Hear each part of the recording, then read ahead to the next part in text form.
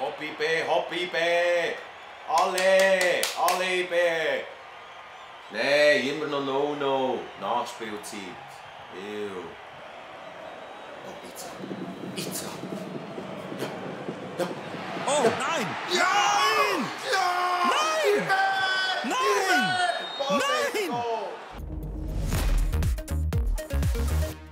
Liebe IB-Fans, Champions League Quali ist so die Zeit, wo wir auch für die gegnerischen Mannschaften sind. So gemeinsam für die Schweiz. Wir bejubeln jedes Goal, als wär's unser eigenes.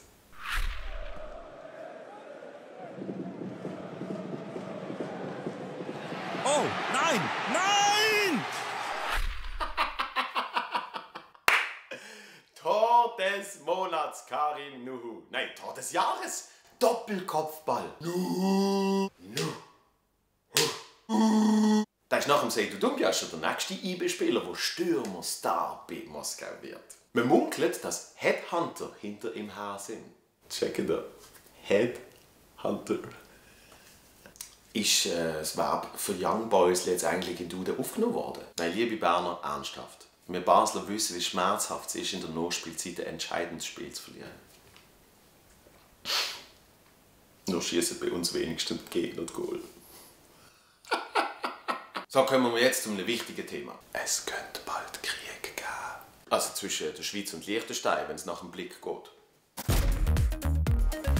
Also, als ich das alles so gelesen habe, muss ich zugeben, bin ich schon ein bisschen verdutzt gesehen. Nein, im Ernst. Es ist eine Frechheit, was sich die Liechtensteiner alles erleben. Man sollte eine Mauer um sie herum bauen. Also zum Beispiel schreibt der Blick, dass die Liechtensteiner eitel sind, weil bei ihnen die Coiffeurdichte höher ist als bei uns. Das finde ich jetzt also schon ein bisschen an den Haaren herbeizogen. Apropos, ob es im Liechtensteiner Dorf Schaan ein Coiffeur gibt, der Schamhaare heisst. Und die grösste Frechheit, Liechtensteiner zahlen keine Roaming-Gebühren. Dabei lieben wir doch alle Roaming.